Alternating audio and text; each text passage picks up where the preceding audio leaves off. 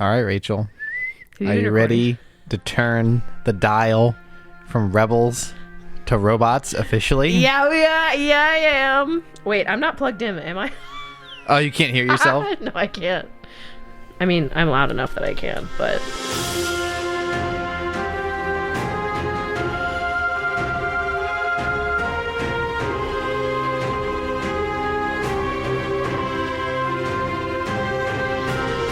It's Wednesday night.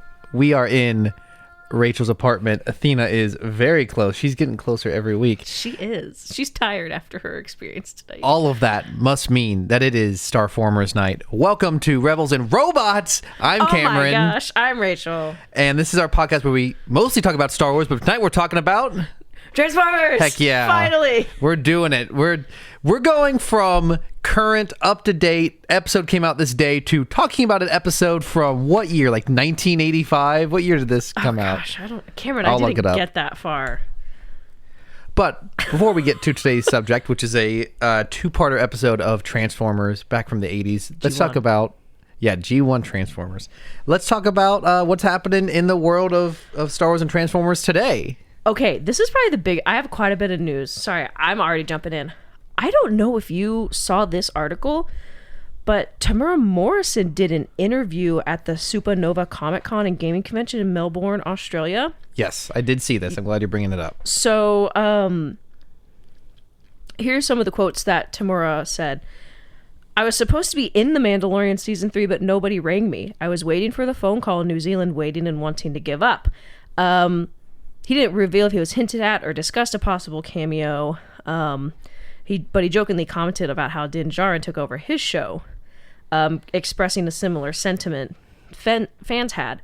And he continues on, well, that Mando guy stole a few... This is just me, influence. I'm just reading straight from it, so I don't know how much inflection he said. Well, that Mando guy stole a few chapters of my book. It was painful watching him turn up with some black new lethal sword. And the way he turned up in my book of Boba, he just destroyed everybody. I'm sure this guy is ruining my show, but I couldn't say anything. I'm not the writer, so I have to bear it, I guess.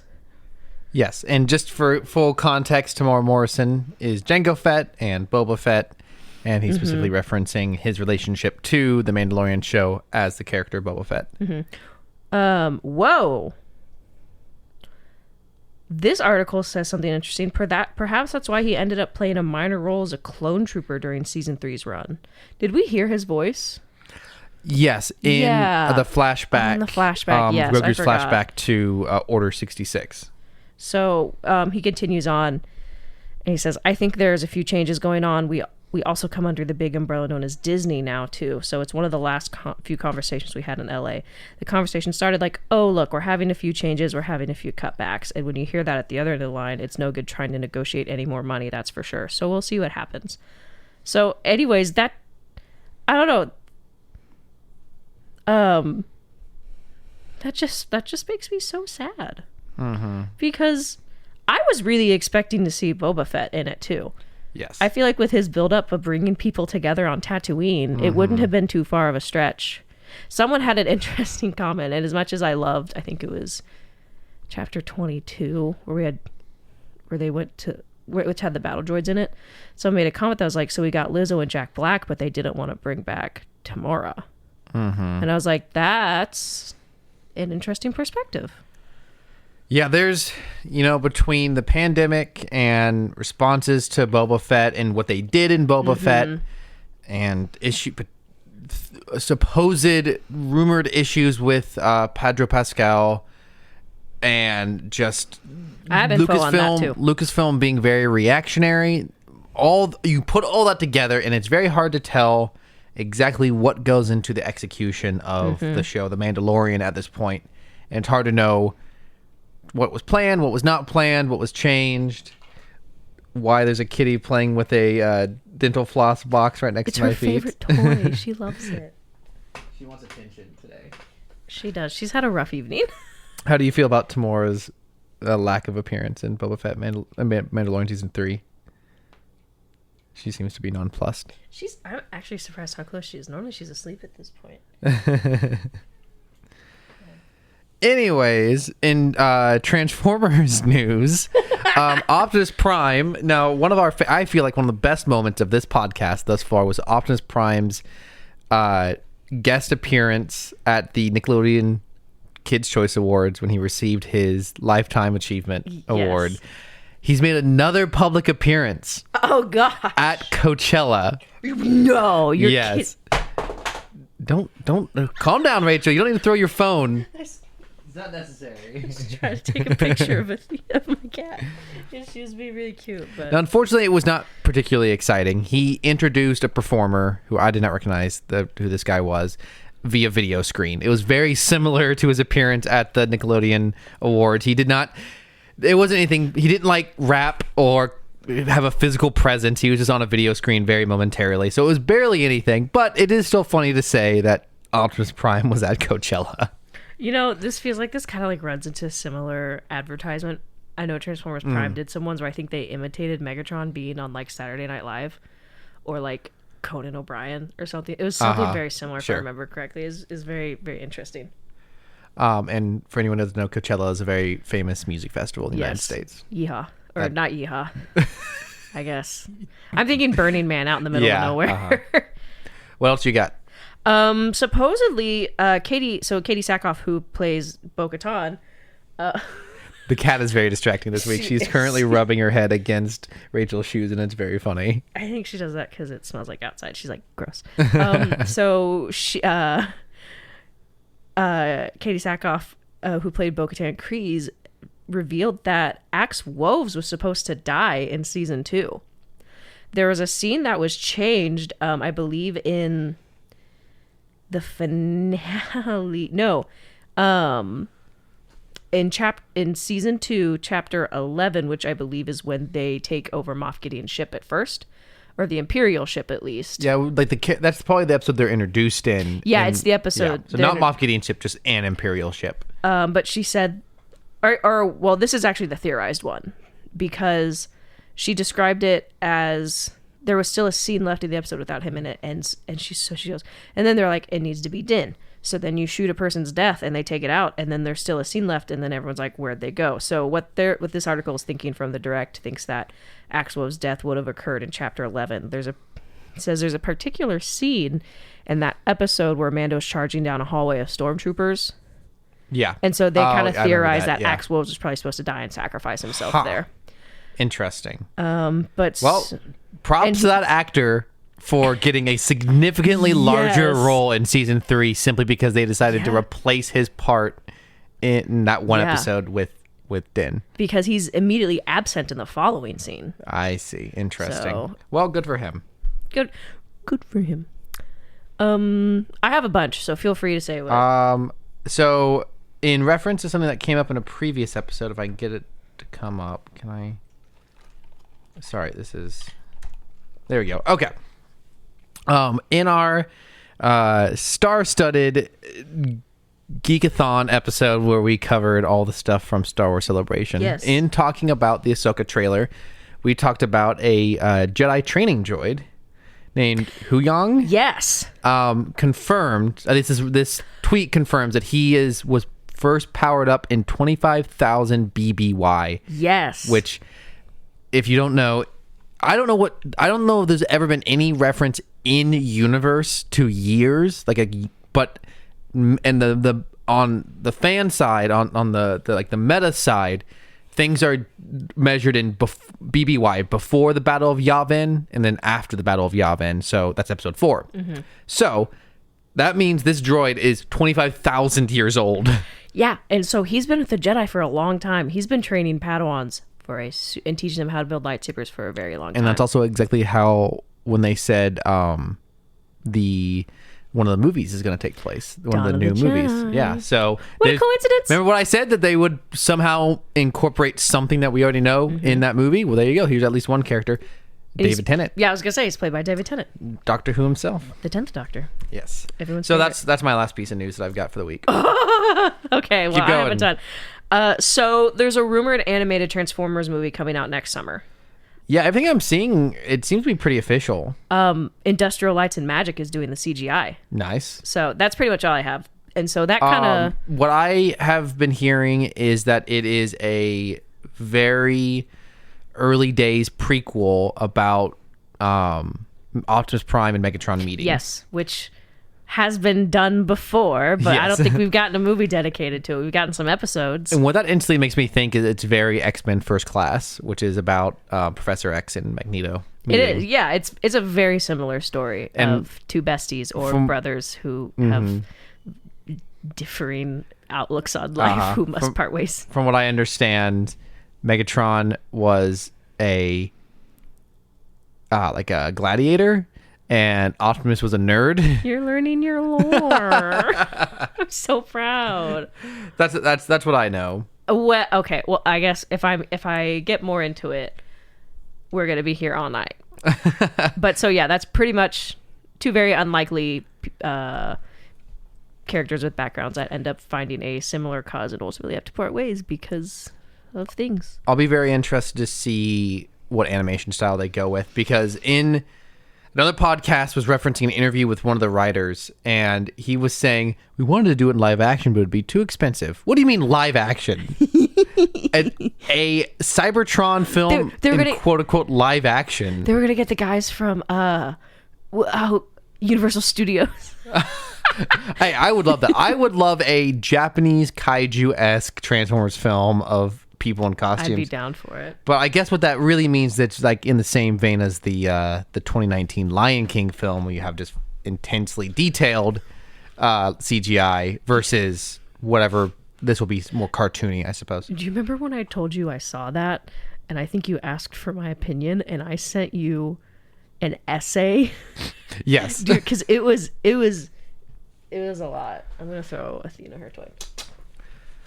What other news you got for me? Okay, I just gonna say, so the Industrial Lights and Magic, if you don't know, is also the Lucasfilm company. So that's kind of an interesting, yes, whose documentary we suffered through. Not suffered through. I think it just dipped a little bit. It should not have been, if it was going to be True. a series, it shouldn't have been that many episodes. No, the first 3 episodes were really cool. And it ended strong, I think. I think Yes. it just, like, once it got out of Star Wars stuff, it dipped a little bit. 4 and 5 were We were really also hard. watching it, I think, simultaneously with Andor.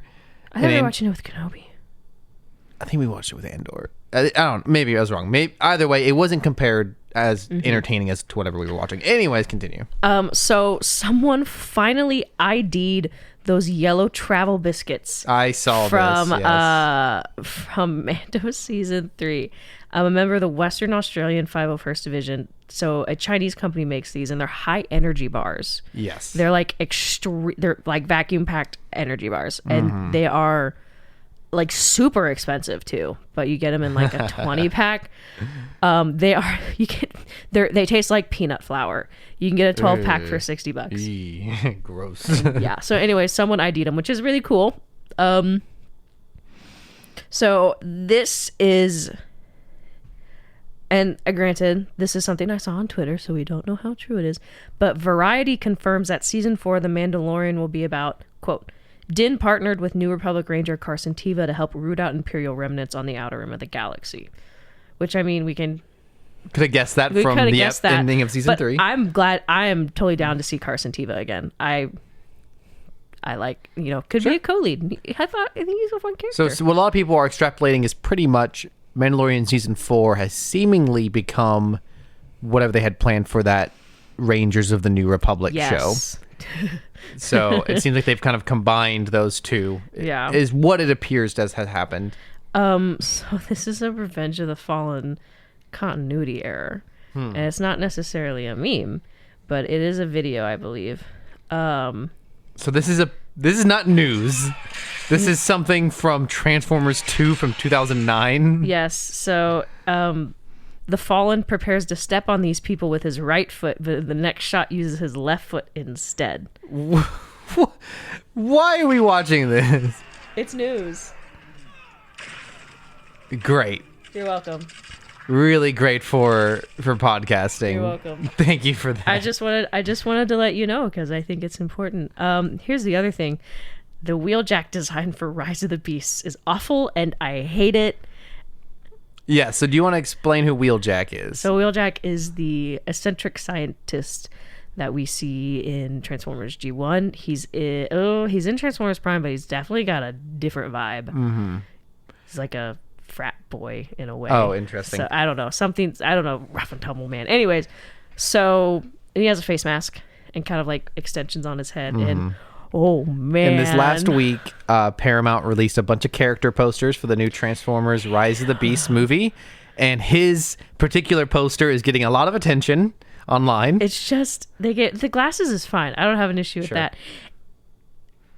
I really, really need the cinematic Transformers to stop having detailed lips. They make me so uncomfortable. That's where my mind went. Absolutely. They make me so uncomfortable. But that's also, as we will probably discuss later, G1 Transformers sometimes have needlessly detailed lips. But it's a little more funny than this. This is scary.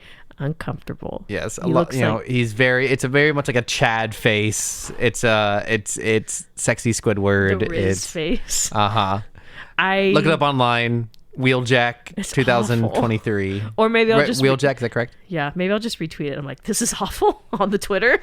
This is terrible. Oh, this isn't news. This is just a meme, so we can wait. Cool. Actually, put it in the news section. Do you have anything else before we get into today's topic? No, that was it. Oh, wait. Do you know what comes out this Friday? It's Jedi Survivor. Yes. We also get a new trailer for Transformers Rise of the Beast tomorrow. Oh, you're right. So this week's episode. Oh, that I could probably save this for the end of the episode, but I'll go ahead and say it now. If you're listening right now, next week's episode will be a day late because we normally record on Wednesdays, but next Thursday is May 4th, also known as Star Wars Day. Also known as pre-order day. And so on that day, we will be getting Star Wars Visions Volume 2. So we're gonna push recording back a day, and we will be covering, I would guess we'll probably do like two shorts a week. They're really short. We could do another Transformers episode. Well, what I'm saying is but there's gonna be probably like 8 or 10 of those. I think there's 8. So that'll take up multiple episodes. I don't think I don't want to try to cover the entire thing in one episode of this podcast. I think the longest one is 18 minutes. Cool. I think they mostly kind of sit around that 15-minute mark. Yeah, so we'll be covering those over the next few weeks after this week. Visions. So, but next week's episode will be a day late. Just wanted to get that housekeeping out of the way. And let's move on to this week's topic.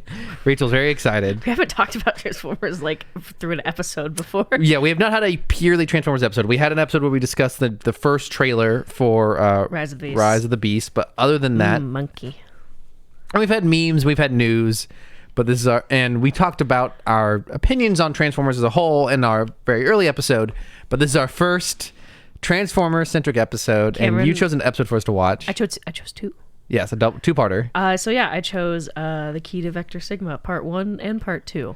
I do think I have a playlist on my YouTube that is specifically just for us to watch Transformers episodes, and I realized I think I'm showing this a little out of order compared to the other ones. Yes. But it's G1, so the continuity the rules, the continuity is made up and the rules don't matter. Well, as we tried to watch them in order, we found that they must have been aired out of order because, we did watch them in the playlist order. We were like, "Who is this?" And then they were introduced 2 episodes later. So these episodes aired. They're part of season 2. Season 2.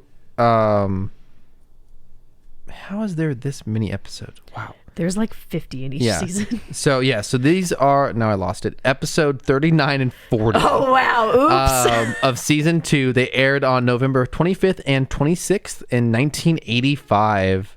Oh, we only had to wait a full 24 hours for you saw the Part 2. And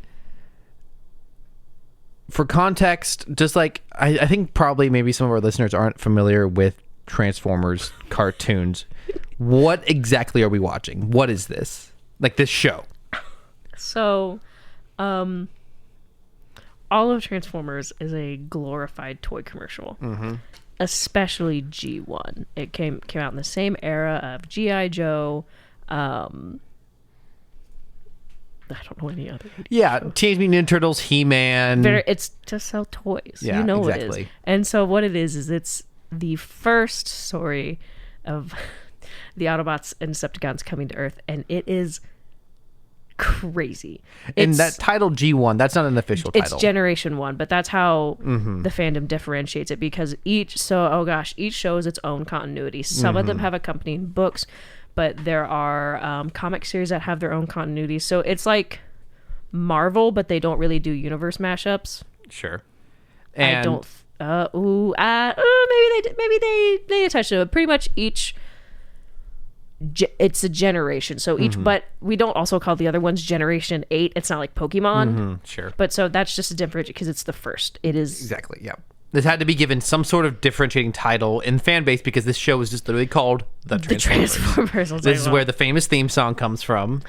That Cameron hates. It gets grating really quick, and it's just very low quality cartoon theme song. And the show itself is both charming and also horrifying at times, because you could tell they were very limited in funds and on time crunches like no other. So there's a lot of shot reusage. There's a lot of errors, because a lot of the character designs are reused. For the Seekers, the Jets, we see Starscream in 3 clones, or in 2 identicals but different colors. There are a lot of times where the cells of each frame will switch between characters, especially if they look alike, because they had different people working on different shots, and there's confusion, and so sometimes Starscream will be Skywarp and vice versa.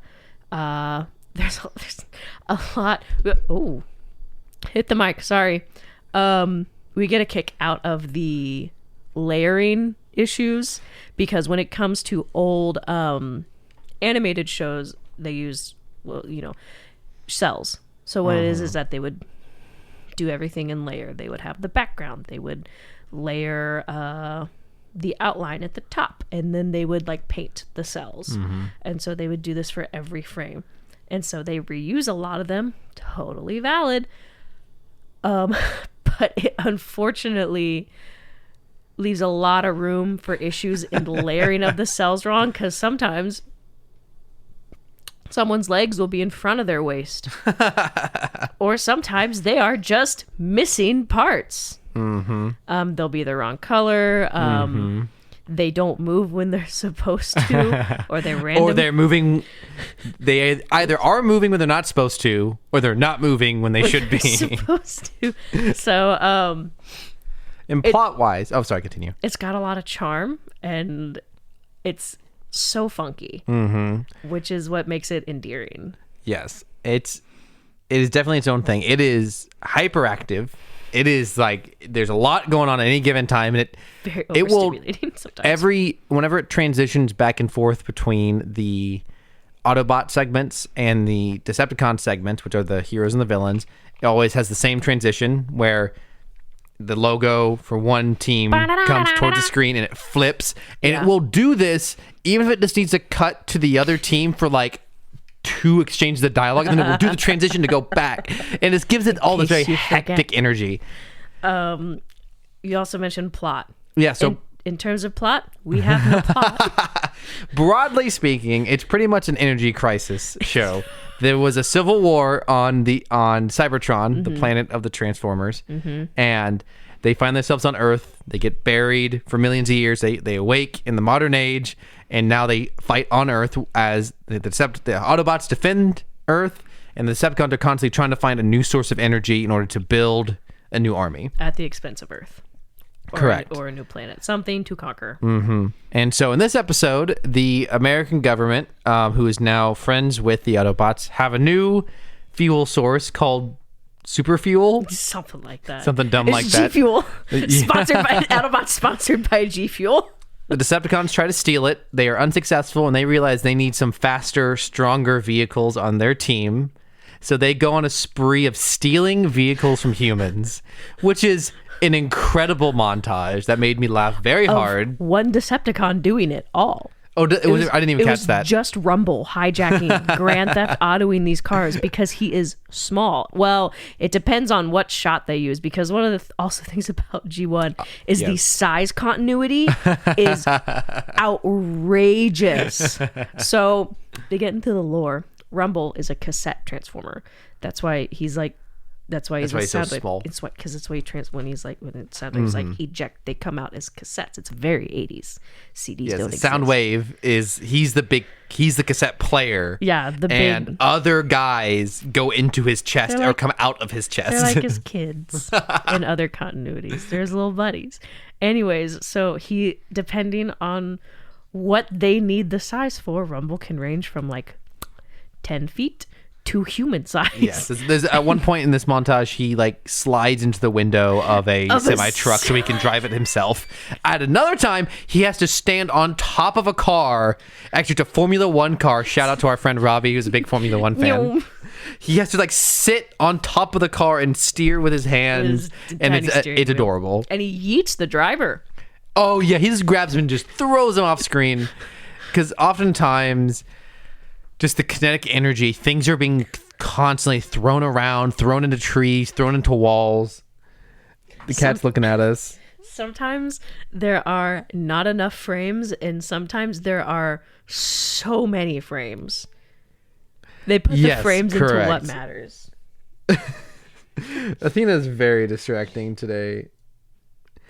And so there's a montage of them stealing the vehicles. They then upgrade the vehicles. And the montage of them just wreaking havoc on trees and rocks. They're just smashing through everything. And then they can fly. At least one of the race cars can fly. It's great. And then don't forget their name. Oh. So pretty much one of the other constant elements of this show is it's pretty much an arms race between the Autobots and Decepticons. It's but like instead of Fall Out Boy song. But instead of weapons, they're constantly creating sentient life. And every time they create it, I mean, effectively, you just know, this is just a new toy line, is what it is. They are constantly creating new groups of Transformers. They created the Dinobots. They created the Insecticons. And this is, I did not expect them to get their own name. I just didn't see it coming, but I should have. The Stunticons. And that came from one of them commenting, look at all these stunt cars. And Megatron goes, what a good idea. So dumb. And goes, absolutely so stupid. Take a step back, I mentioned one of the cars being able to fly. Everyone can fly in this show, just FYI. Whether they are cars or jets, everyone can fly. But like, if their vehicle can't fly, they normally can't fly in vehicle form, but when they are in like robot form, everyone at any given time, nearly every single character can just inexplicably fly unless they need to be able to ascend. Those are some of the best shots though. But don't forget, in some episodes they can drown. Yes, but they don't choose to fly. And one of the best shots in this episode is also the flying animations, incredibly inconsistent. Sometimes they can travel across the world in a matter of minutes. Other times they are moving at a snail's pace across the screen. And other times, there's a shot in this where there's two Decepticons and they are literally perfectly still in air. They're not like hovering or like bobbing up and down or moving. They are perfectly still in the midair. And it's like, it takes sometimes the best animation, not necessarily mistakes, but poor choices or like lack of budget is the subtlest ones. And it takes you a second to realize, hold on, they're flying, but they're not moving. Just the mouths. If we're lucky. Oftentimes in wide shots, clearly the animators do not care about which character was supposed to be talking, which wouldn't, and just all of their mouths are moving.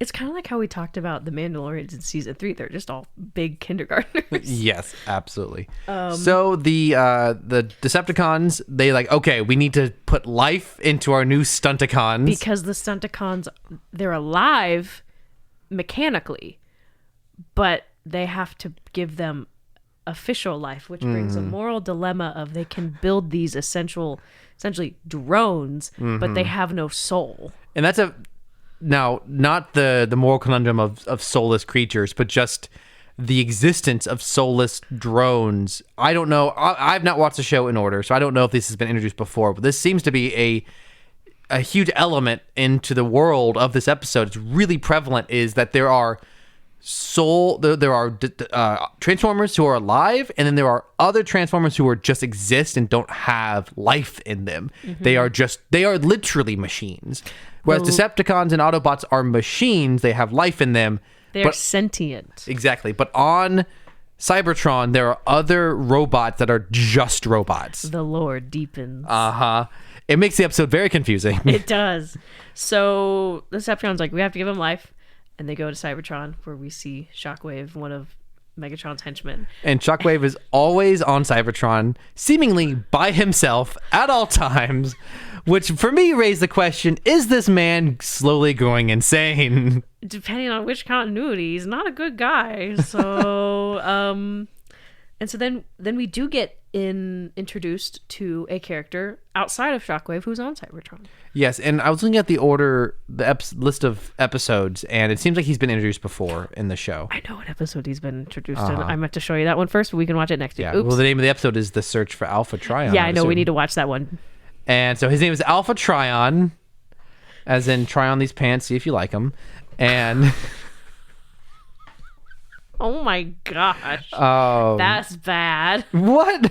That's just wow. I would say we've just made some low effort jokes.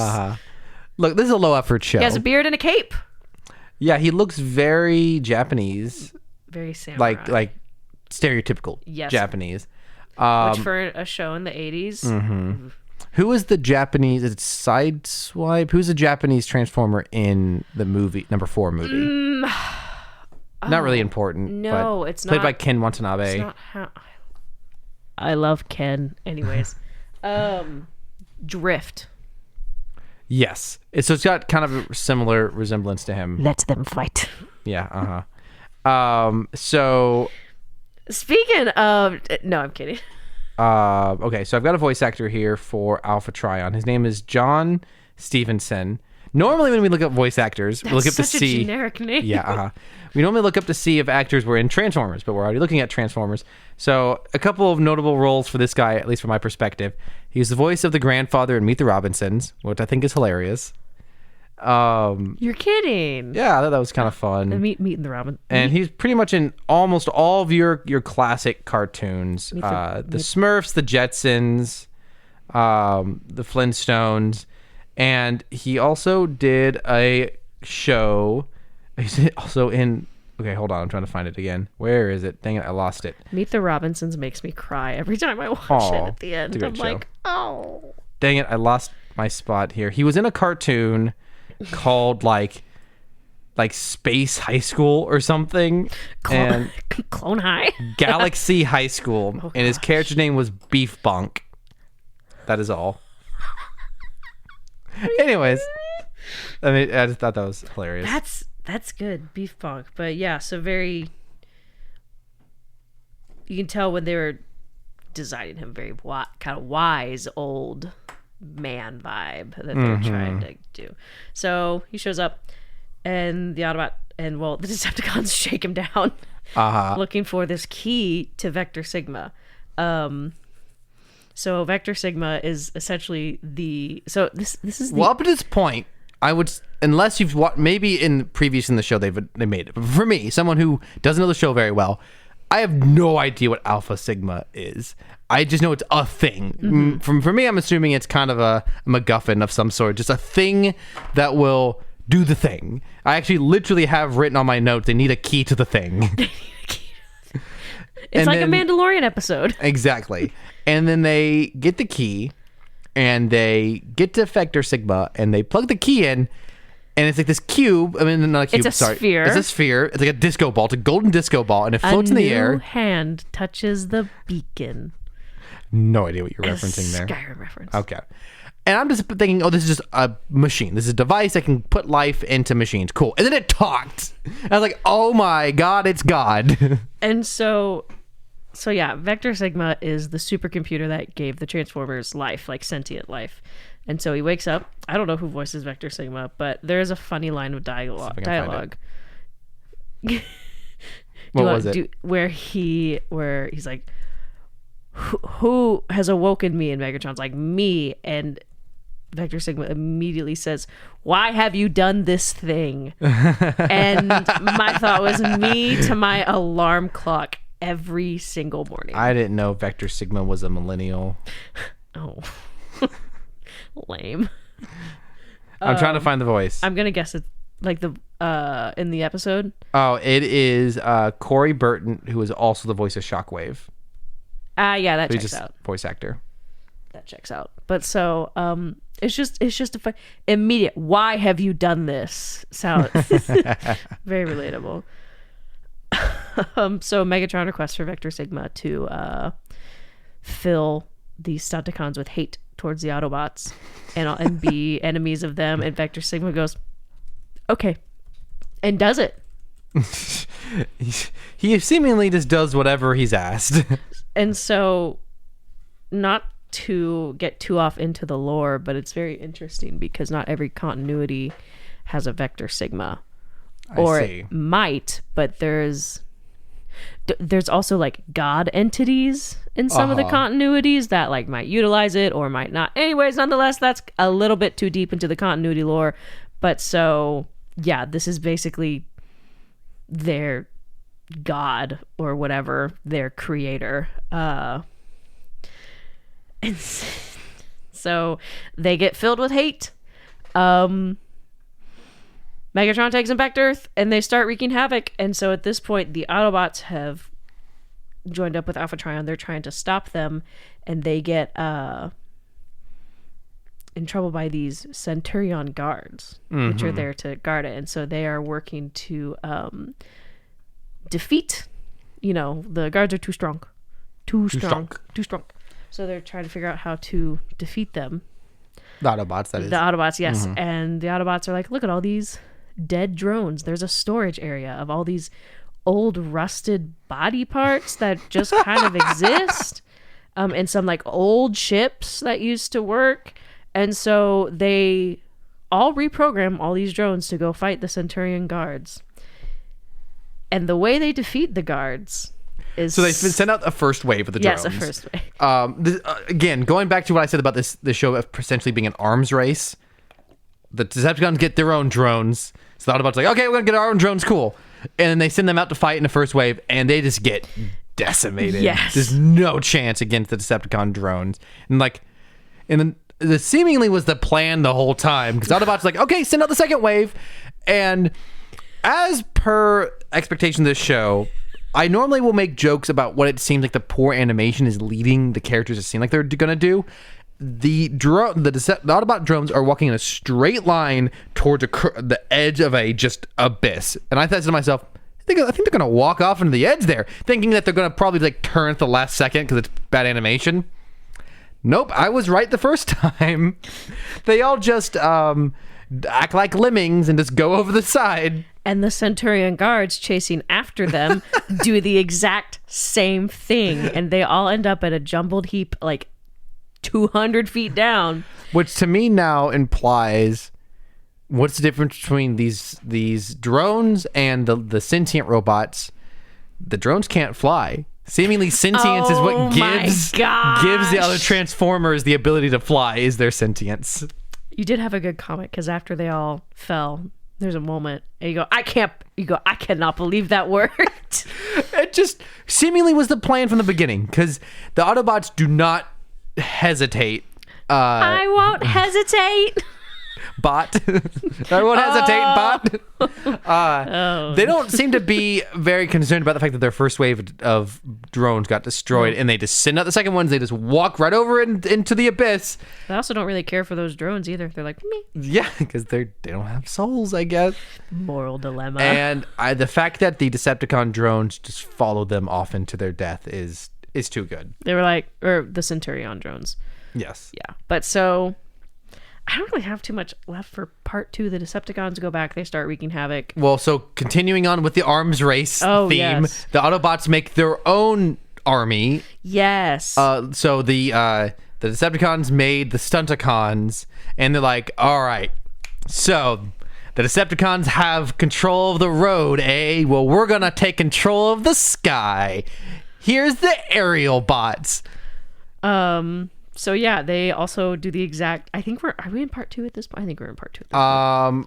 Yes, this is the beginning of part 2. So they go to Vector Sigma, and they're like, "Wait, we don't have."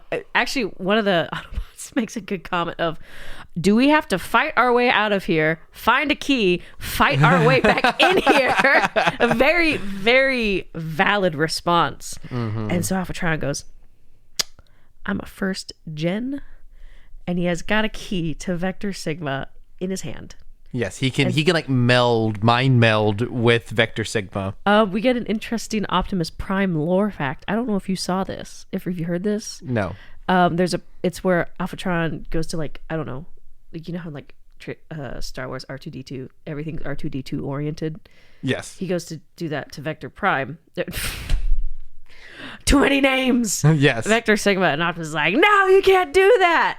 And Alphatron chastises him, and he's like, "Well, I'm first gen. It'll be fine." And he makes a comment. He's like, "Don't forget, you're a creation of me." Oh, shoot. Yeah. So, Deep Alphatrion is Optimus Prime's papa? Is that what you're saying? He's his daddy? Honestly, that's not too far. We can watch that lore episode though next week. Okay, sounds good. So anyways, keep yourself hyped for next week, I guess. But so Alphatron Matrix merges with the supercomputer, and they give life to the aerial bots. And so, very similar to part 1, they all go around in a row and kind of give their names, and it's really funny because we see all of them except for one, because in the foreground they've put Optimus Prime directly in front of that character while he's talking. We don't even see him. Yeah, like, you think with animation it wouldn't be too big of a hassle to just draw it correctly.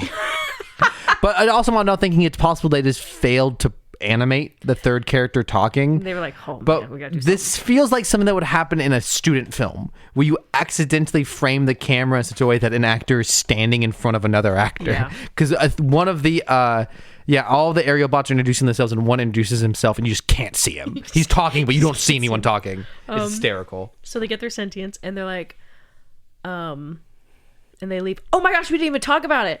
How the Autobots got to Cybertron because they don't have a space bridge. They get there in a bigger transformer named Omega Supreme, who is a giant transformer who is not the Ark. Or is he? No, I don't think so.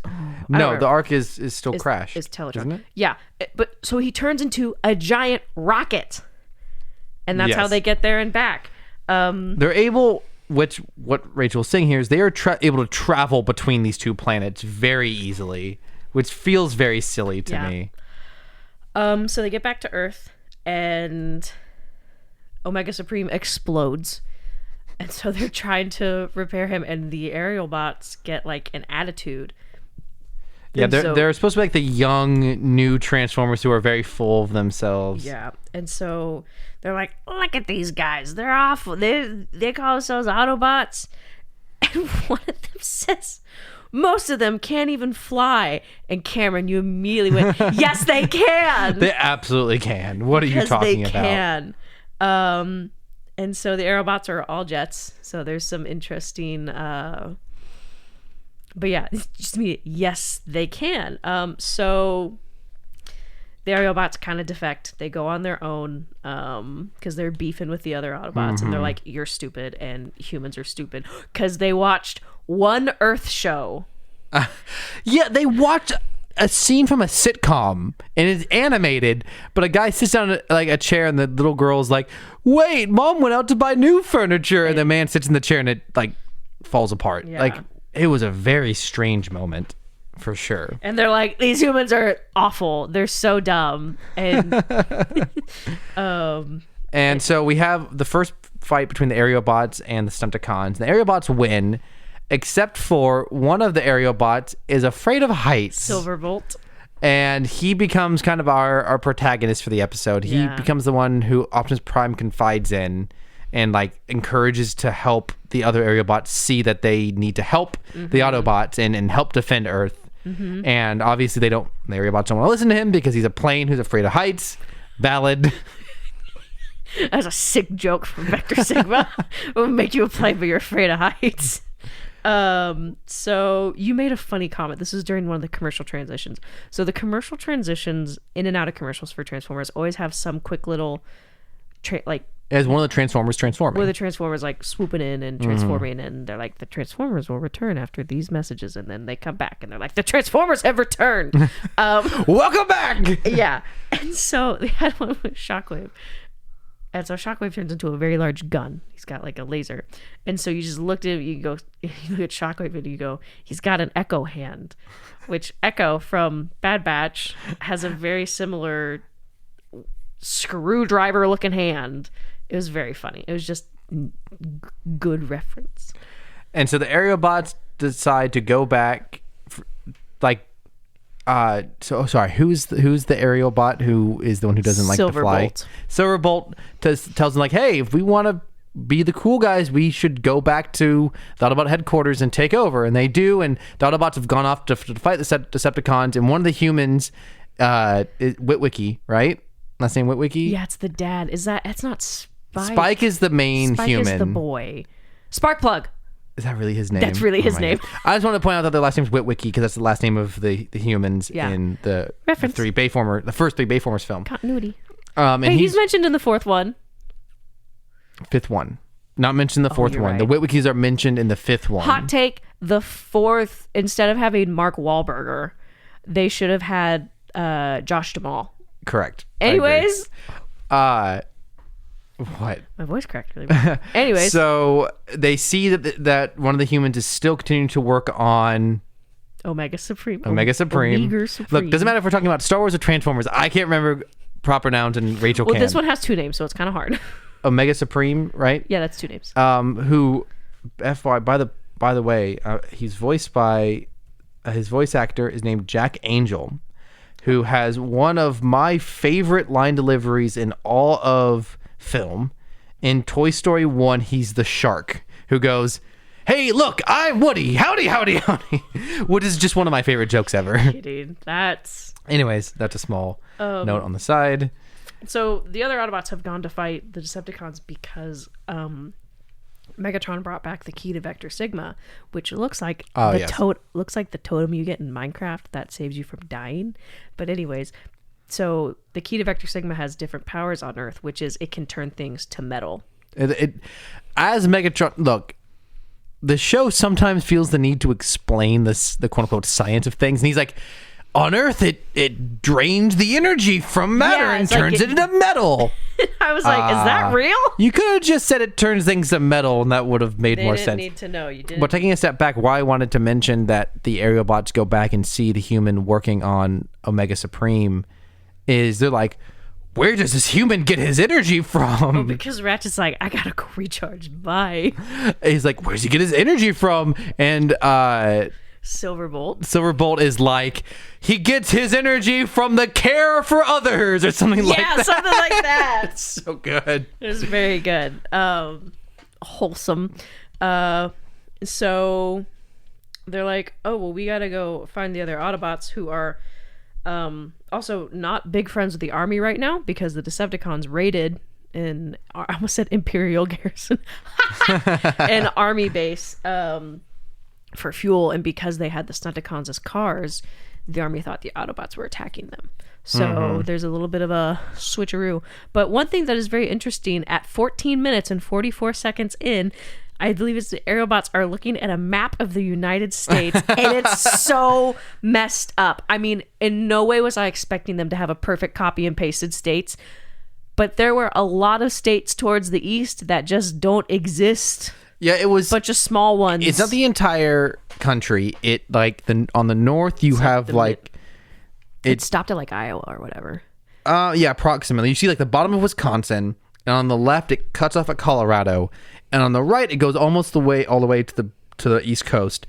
It's in that like middle eastern area where it starts to add states. Effectively, there are just states added that don't exist. Which is they're like pretty great. Really tiny, and that's not the first time there's been a map continuity like that. Not in G1, but in Transformers Prime. One of my favorite animation errors is the Decepticons had a map of the United States, and I don't know what happened in the rendering, but Louisiana was accidentally inside Texas. So I'll have to show you the picture. The Louisiana hole was there, but That's the so actual good. like vector of it was in Texas, and someone captured. I think it was Crazy Moments in Transformers history. Just captioned it. Twitter, right? Yeah, it's a Twitter. Captioned it. Texas consumes Louisiana. It's the funniest tweet I've ever seen. I love it. Anyways, so we love our animation errors. But so, the Aerobots show up and they start kicking butt. Yeah, they decide that the humans must not be that bad if they're willing to, help build up a fallen comrade. And then the rest of the episode is just a fight. It is really not much else to say, I think. Except, things start turning around. The Aerobots show up and Megatron's like, Stunticons, combine or whatever. So they combine to one big boy. Like, didn't see this coming. And then... Combiner. Yeah. And then the Aerobots are like, bet. And then they do it. So we have two Titans duking it out. And then just when we think, oh gosh, it's Menasor. Okay. The Stunticons like menace or like, and then the Aerobots are Superion. And so the Aerobots look like they're about to get canned when Omega Supreme shows up. Oh, yes. And saves them. And so the Decepticons retreat as usual. Silverbolt yoinks the Vector Sigma key and destroys it so it can no longer. And then he had to turn back into robot form in order to shoot it out of the air and destroy it. And then he just accepts his fate as he plummets to Earth. He's like, goodbye, cruel world. Yeah, and then he gets caught by a friend, and then he's fine. But so that's kind of how the episode ends. They all go home. Everyone's fine. No one's going to talk about the irreversible damage in... they weren't also mentioned Seattle. So the irreversible damage in Oregon or Washington There's no State. metal forest. No, I think you see it. Once he destroys the key, it all becomes undone. That's good. Like the energy is released back. The EPA and the As everyone knows, if you turn a tree into metal, you just release the energy from the key. It turns back into a tree, Rachel. Sorry, I'm not a STEM major. And that's the end of the episode. Final thought. So they basically destroyed the God key or ultimate thumb. No one's allowed to have God anymore. You guys keep creating these crazy robots. No one touch God This is again. why we can't. Leave God alone. Why have you done this? Leave Disco Ball God alone. He's done being groovy. He wants a nap. Turn the lights off. You better watch it because he might make one of your creatures into a plane that doesn't like to fly. He's a cruel, cruel god at this point. We need to leave him alone. He's an elder god. He's not to be trusted. Very much. Yeah. This is what you want. Very literal. Very Doctor Strange of him. Yeah, But overall, fun, funky little episodes. It's always fun. I at one point, this is just totally off tangent, but at one point I considered today doing a bit where we act as though we are doing this podcast in 1985 and this is a new episode of Transformers. So now we can theorize about what comes next. Oh my gosh, Alpha Trials got... yeah. Dude, who's the spy in this episode? I think one of those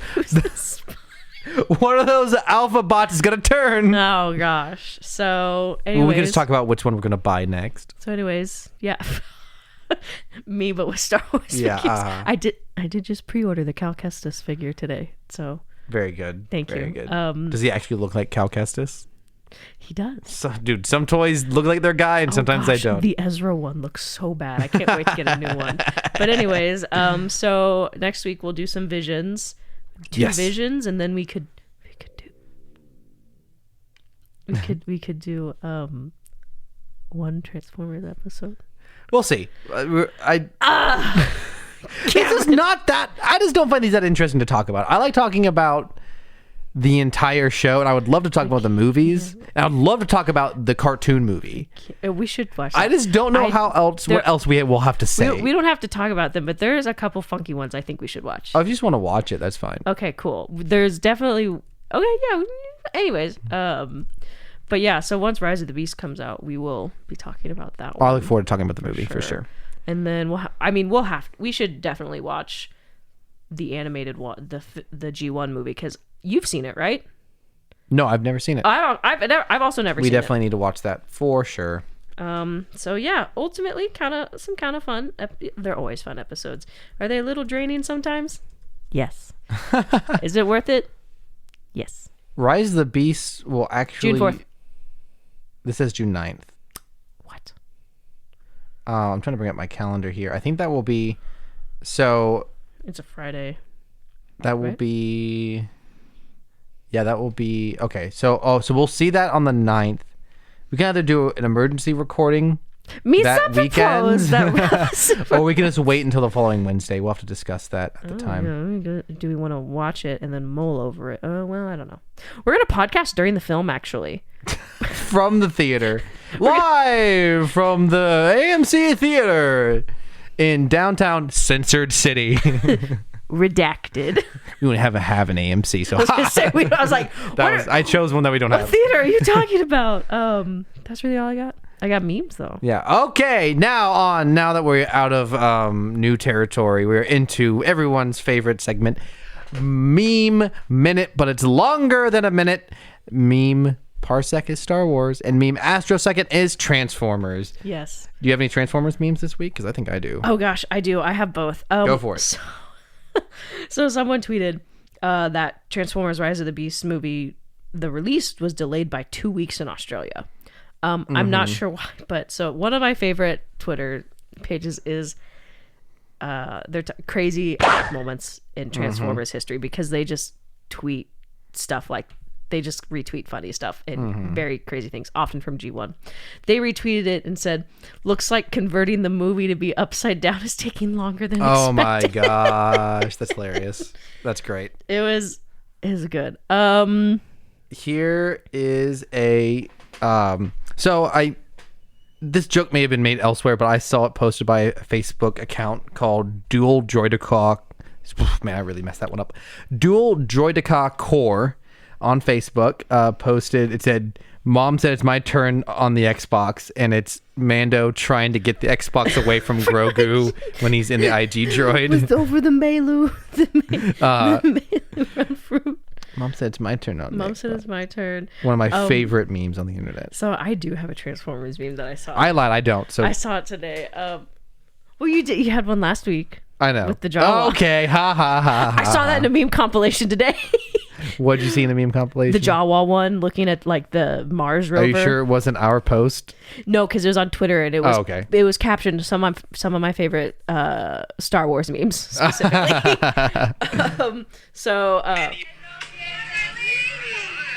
Little girl hitting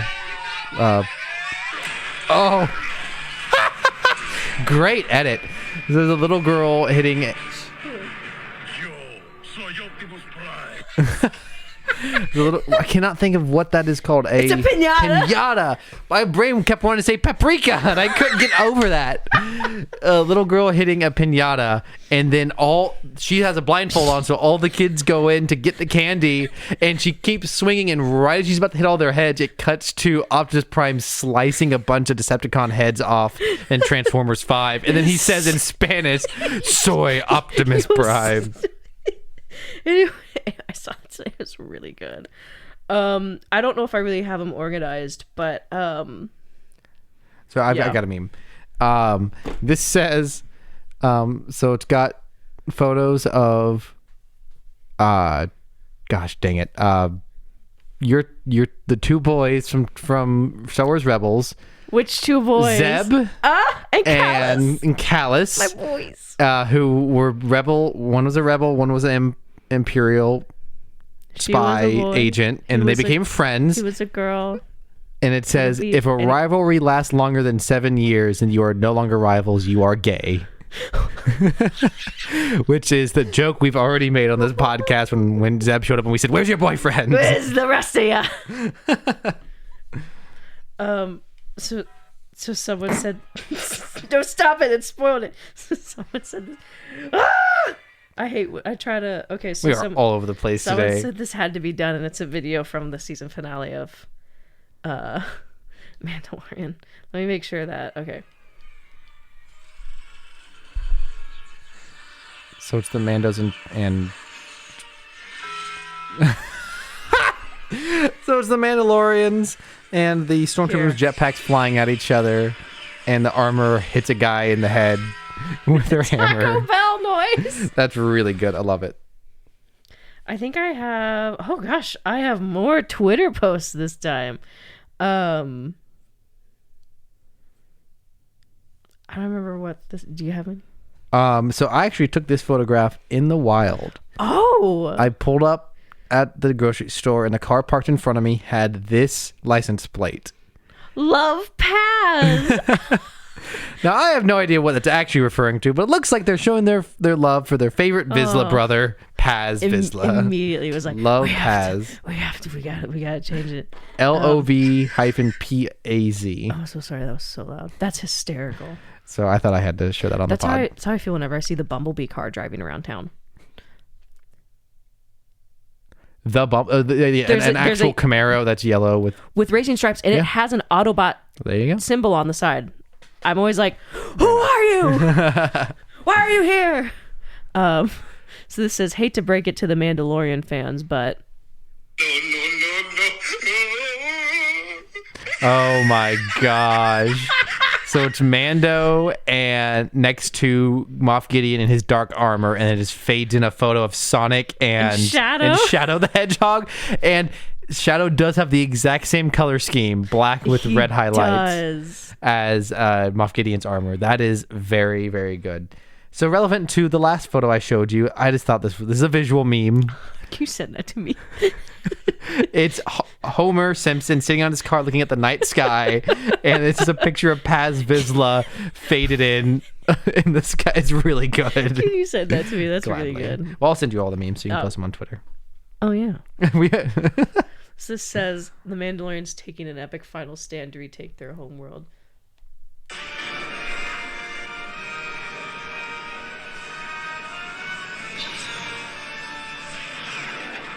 So they're all flying in their jetpacks. Axe-12s without consulting anyone. Just yeah, that's a good point.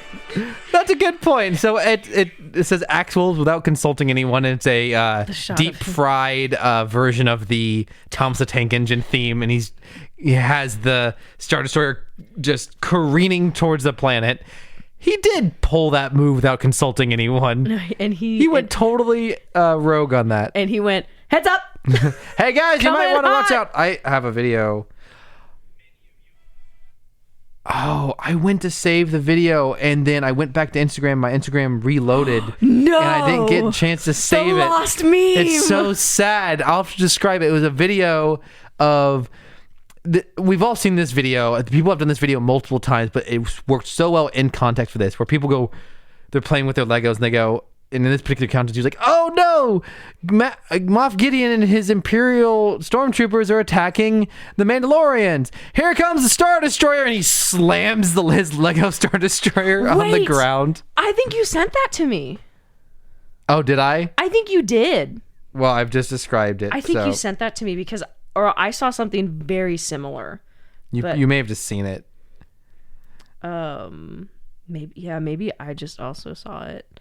Oh shoot, we should have talked about this up top. I forgot to write it down.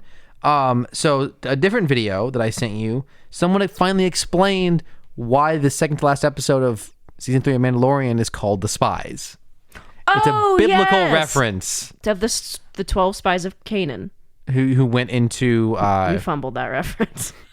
It's the 12 spies of the Israelites who went into the Promised Land to figure out what it looked like. So it's all of the Mandalorians going on to Mandalore to figure out if they can live there. 12 men meant to spy on Canaan, 10 were bad and 2 were good. What did they say when the spy on Canaan, 10 were bad?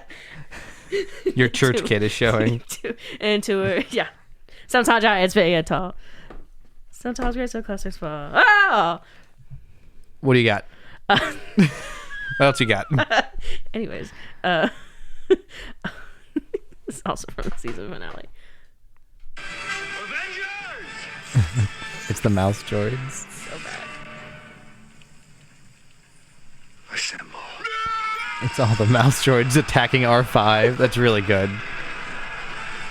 That's so good. It's just... Oh, and with the Wilhelm scream added at the end. Very good. Here is a very fun new segment from 1985 at the release of Return of the Jedi. Oh, yeah. Oh, I messed it up. Here we go. The Jedi have returned. We're just fanatics out here waiting on Return of the Jedi. 3 years in the making, waiting for this. Some people don't idolize Darth Vader like I do. See, I want him to get Luke. And I think that Luke will destroy Darth Vader. I guess Darth Vader will die. I'm not sure. I hope he doesn't. I love his black. These people are chaotic, man. I love it. It's so funny. Back before the internet. See all of them together at the end playing pinochle and having a great time. I wish I was there, and I'm going to try to get a part of the next movie myself. This has left me practically utterly speechless, actually, but it was the best one ever. The big surprise was seeing Darth Vader unveil himself to his son. It was very This man is wearing a rainbow Well, I wig, don't want to by give the it way. away to anybody. Do you think it was worth coming to this Little late boy. at night? Yeah. Good over and over, always. The movie was perfect. It was exactly the way it had to be. It was a fantastic movie, but it was good. That was the part I wanted to get to. It was a fantastic movie, but it was good. That makes me think. So, Across the Galaxy podcast posted. I think someone had said they had responded to something where someone was like, it was a retweet apparently. So when The Force Awakens came out, within 24 hours, the screenshot of Han being killed by Kylo Ren was posted to the internet within 24 hours. Mm-hmm. And Across the Galaxy podcast retweeted it and made a comment of when he and his daughter, I don't know how old she was, went to go see Rise of Skywalker. They were leaving the theater, passing the whole line of people walking in to see the movie, and his daughter just goes, "So, how is Rey Palpatine's granddaughter?" And it's like, oh no. That's hilarious. I have another meme. So it's lots of memes from the season finale of Mando. So Heck yeah, as it should be. It says Mandalorian steel is made for armor, not weapons, and it's the scene where they're about to drop. Oh, I don't have. Music's taken. It says psych, and it's a compilation of the armor absolutely killing everyone. What she a killed this hypocrite. season. Because that's when she took Mando's Beskar Spike staff and was like, Beskar's for armor, not weapons. And then, yeah, psych! Yeah, because presumably her weapons would also have to be made of Beskar. Yeah, Beskar. It's really easy section. to have the best weapon when you take away everyone else's best weapons. It's the talk. No one else can have a talking hammer. This cracked me up. This is a post from a Facebook account called Jedi Knight Jedi Academy Corps. It said, quick reminder for all of you out here simping for Marin as Jedi Survivor around the corner. Marin, I presume, is a female character from the Jedi games. Yeah, so she's actually from Jedi Fallen Order, and she is a Dathomirian witch. She's the only one of her people that survived the onslaught from Dooku and Grievous. After, I think immediately before Revenge of the Sith, when they went and slaughtered everyone. She was the only one that survived. She's like 4. There you go. So she's a female character in Star Wars. And You're going to reduce her to that? No, for the purpose of this post, a quick reminder to everyone, all the Marin Sims as Jedi Survivor rounds the corner, and it's just a screenshot of Darth Vader from I presume a video game that says, your feelings for her are not real. I do like Marin. I like her a lot. Okay, what else you got? This is Mandalorian Chapter 24 recap without context, which I think you actually sent to me on Instagram, but I also saw it on on TikTok. So Bluey's dad dancing. that's Bandit. Oh, but one of the kids was hitting the yes button over and over. It's a Daredevil hallway fight, which I also thought about.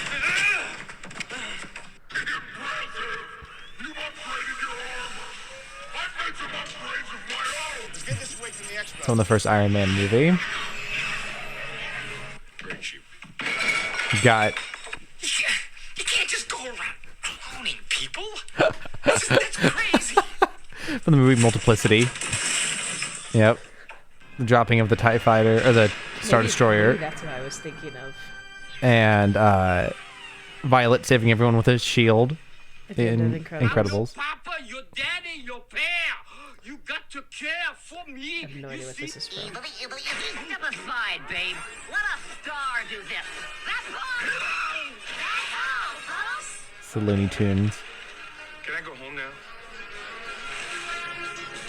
And so that's making fun of the circle at the end of the episode. Speaking of the circle, someone posted screenshots of all the funky little wipes, and so this is not the first time we've seen the circle. So we've got the Grogu This circle. is the first time we've ever seen the circle just be black as the episode ends, but they have used a circular wipe before. Yes. So we've got, Grogu and Din at the end, and then this isn't a circular wipe, but it is the phenomenal side wipe of, I believe, From episode 3. another Happy Landing, and then it wipes to Coruscant, and then this is the this is the one I hate the most. So George Lucas loves his goofy little transitions, and the one I hate the most is when it's during Padme's funeral. It goes from they say wipe the oh god, I can't think of what he's called. What is C-3PO? Protocol droid. Protocol droid. Thank you. They say wipe. Have the protocol droid's mind wiped, and he goes, "Oh no!" And then the wipe goes in on his face, and the transition is to Padme's funeral. I hate it. So what we have here is a freeze frame from the movie of C-3PO's disembodied head floating over Padme's funeral. I hate it so much. I mean, it's goofy, but I hate it. And then the other one we see in the Phantom Menace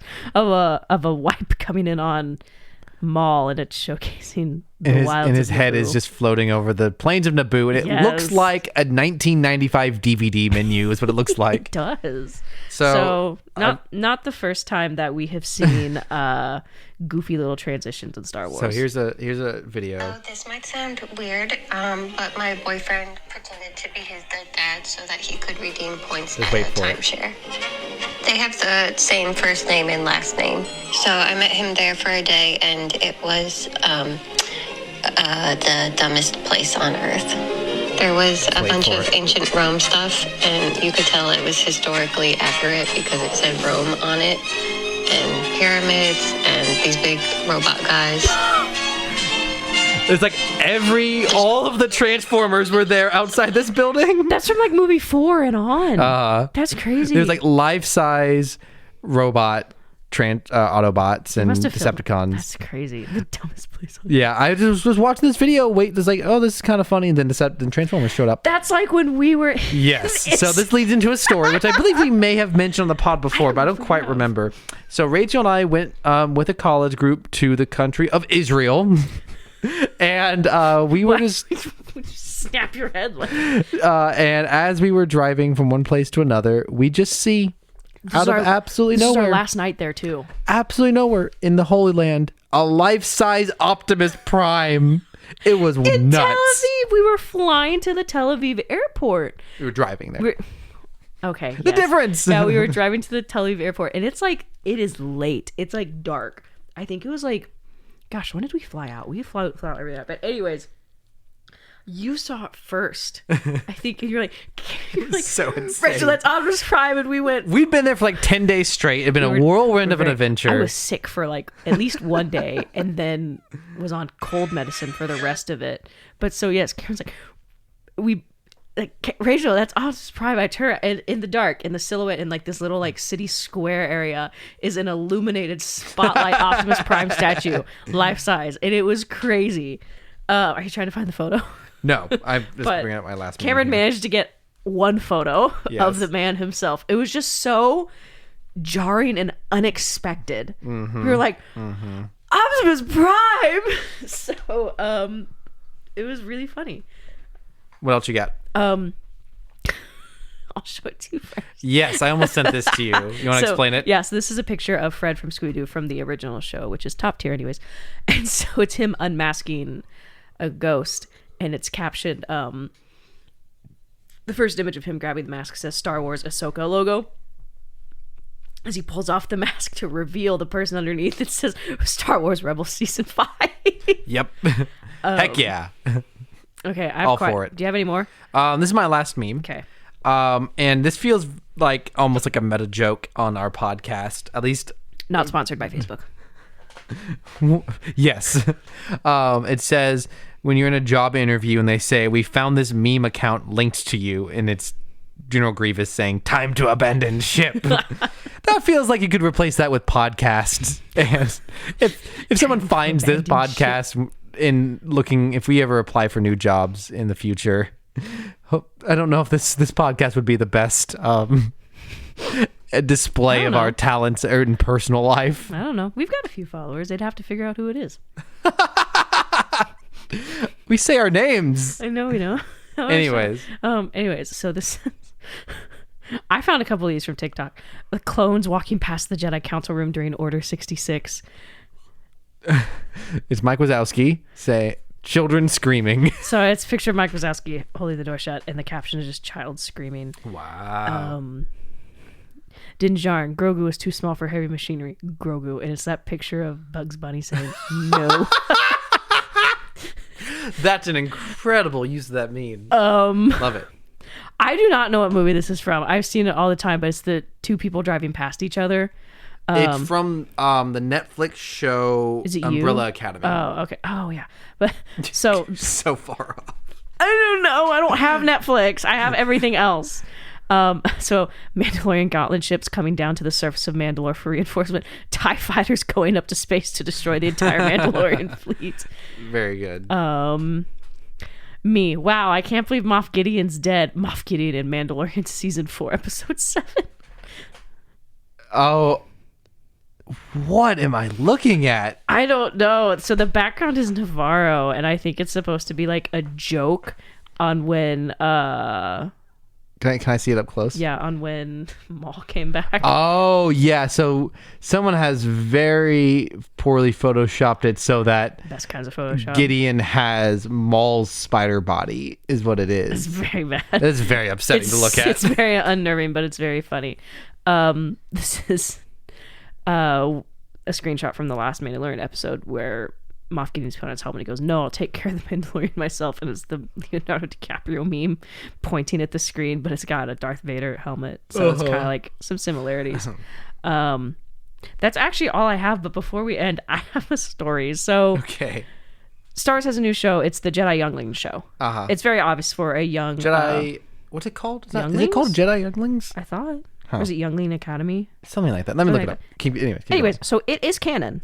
It is a canon show, but takes place during the High Republic. So Yoda's around, and that's pretty much the only. It's entire new cast of characters. So I saw a TikTok where someone was like, "We all know how this show's going to end," and so it did like a transition to shots of Anakin from Order 66. And I made here's the first thing I engaged. So I just made a comment. I was like, "This actually takes place during the High Republic." So like 100 years before it happens, because I have genuinely seen people not know where it is in the timeline. So I was just kind of like, this is where it is.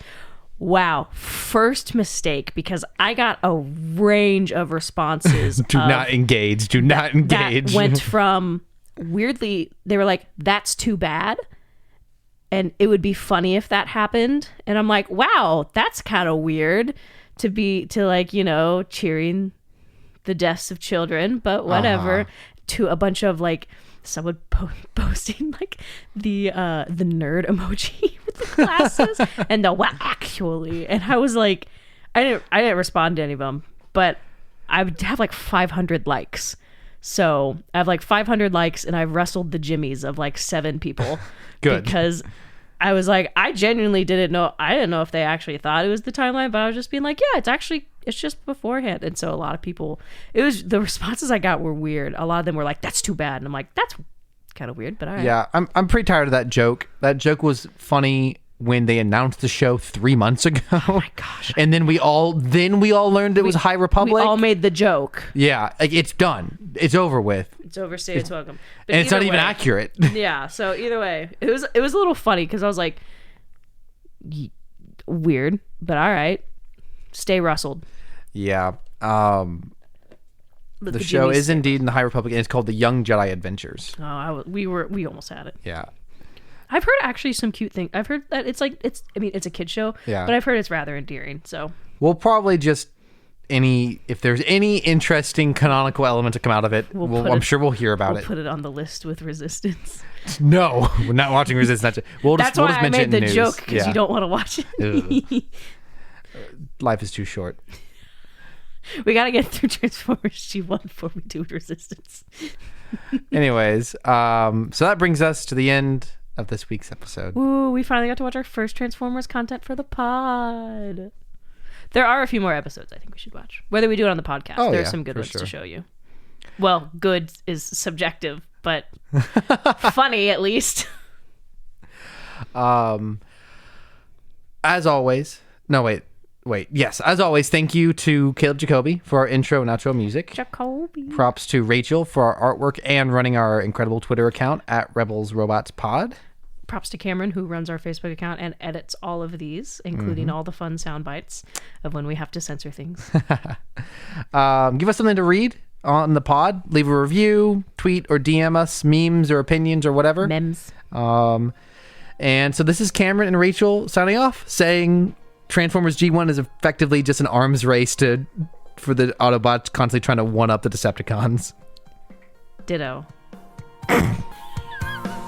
Good night, everyone. Good night.